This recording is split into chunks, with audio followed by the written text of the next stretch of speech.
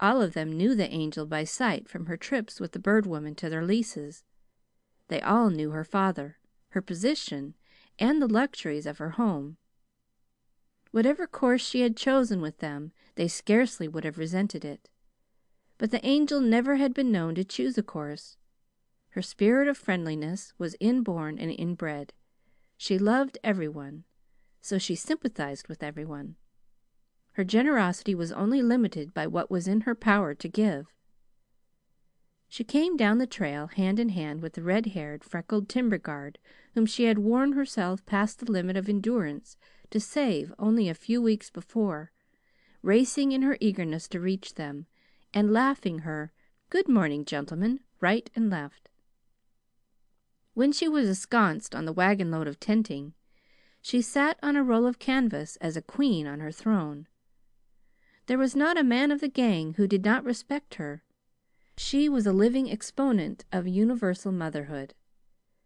There was no man among them who needed her exquisite face or dainty clothing to teach him that the deference due a gentlewoman should be paid her, that the spirit of good fellowship she radiated levied an especial tribute of its own, and it became their delight to honor and please her. As they raced toward the wagon, "Let me tell about the tree, please," she begged Freckles. "Why, sure," said Freckles. He probably would have said the same thing to anything she suggested. When McLean came, he found the Angel flushed and glowing, sitting on the wagon, her hands already filled. One of the men, who was cutting a scrub oak, had carried to her a handful of crimson leaves. Another had gathered a bunch of delicate marsh grass heads for her. Someone else, in taking out a bush, had found a daintily built and lined little nest, fresh as when made. She held up her treasures and greeted McLean. "Good morning, Mr. Boss of the Limberlost." The gang shouted, while he bowed profoundly before her. "Everyone, listen!" cried the Angel, climbing a roll of canvas. "I have something to say. Freckles has been guarding here over a year now, and he presents the Limberlost to you, with every tree in it saved. For good measure, he has this morning located the rarest one of them all, the one in from the east line that Wessner spoke of the first day, nearest the one you took out. All together, everyone, hurrah for Freckles!" With flushing cheeks and gleaming eyes, gaily waving the grass above her head, she led in 3 cheers and a tiger. Freckles slipped into the swamp and hid himself for fear he could not conceal his pride and his great surging, throbbing love for her.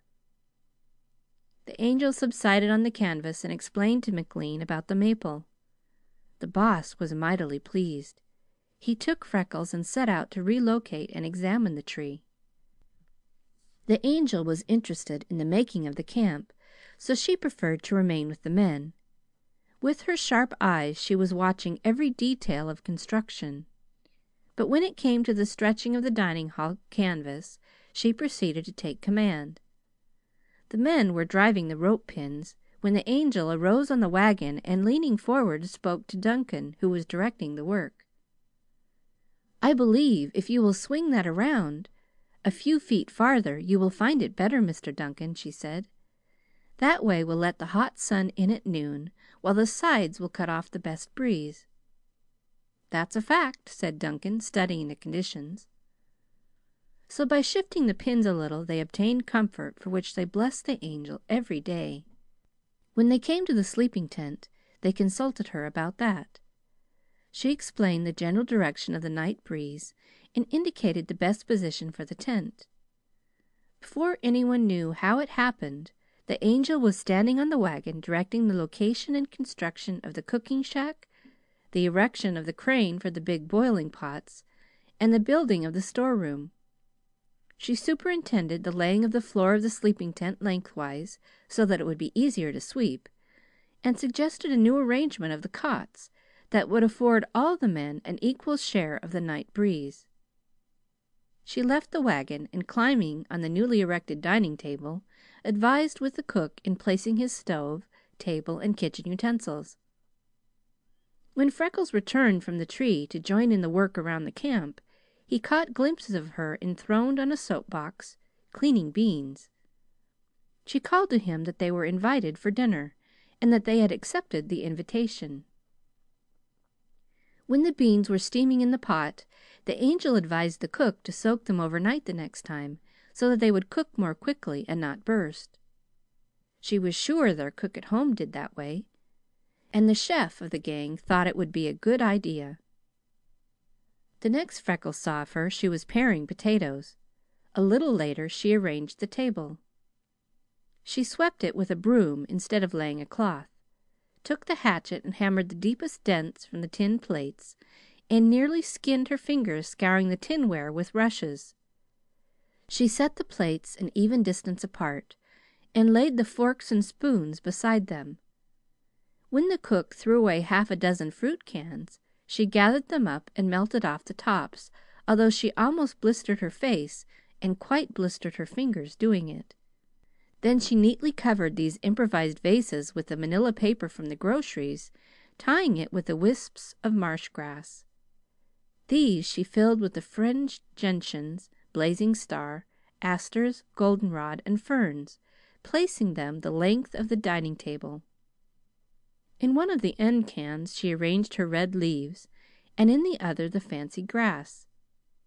Two men watching her went away proud of themselves and said that she was a born lady. She laughingly caught up a paper bag and fitted it jauntily to her head in imitation of a cook's cap.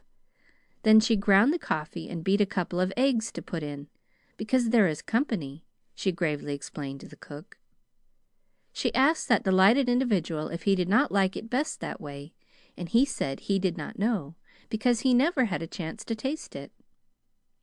The Angel said that was her case exactly. She never had either. She was not allowed anything stronger than milk. Then they laughed together. She told the cook about camping with her father, and explained that he made his coffee that way. When the steam began to rise from the big boiler, she stuffed the spout tightly with clean marsh grass to keep the aroma in, placed the boiler where it would only simmer, and explained why. The influence of the Angel's visit lingered with the cook through the remainder of his life, while the men prayed for her frequent return. She was having a happy time when McLean came back jubilant from his trip to the tree. How jubilant he told only the Angel, for he had been obliged to lose faith in some trusted men of late, and had learned discretion by what he suffered. He planned to begin clearing out a road to the tree that same afternoon, and to set 2 guards every night, for it promised to be a rare treasure, so he was eager to see it on the way to the mills. "I'm coming to see it felled," cried the Angel.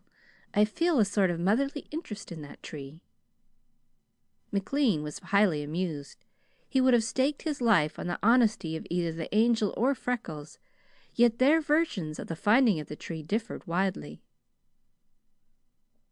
"Tell me, Angel," the Boss said jestingly, "I think I have a right to know, who really did locate that tree?" "Freckles," she answered promptly and emphatically. "But he says quite as positively that it was you. I don't understand." The Angel's legal look flashed into her face. Her eyes grew tense with earnestness. She glanced around, and seeing no towel or basin, held out her hand for Sears to pour water over them. Then, using the skirt of her dress to dry them, she climbed on the wagon. "I'll tell you word for word how it happened," she said, "and then you shall decide, and Freckles and I will agree with you." When she had finished her version, "Tell us, O most learned judge," she laughingly quoted, "which of us located that tree?" "Blessed if I know who located it!" exclaimed McLean. "But I have a fairly accurate idea as to who put the blue ribbon on it." The Boss smiled significantly at Freckles, who just had come, for they had planned that they would instruct the company to reserve enough of the veneer from that very tree to make the most beautiful dressing table they could design for the Angel's share of the discovery. "What will you have for yours?" McLean had asked of Freckles. "If it's all the same to you, I'll be taking mine out in music lessons, begging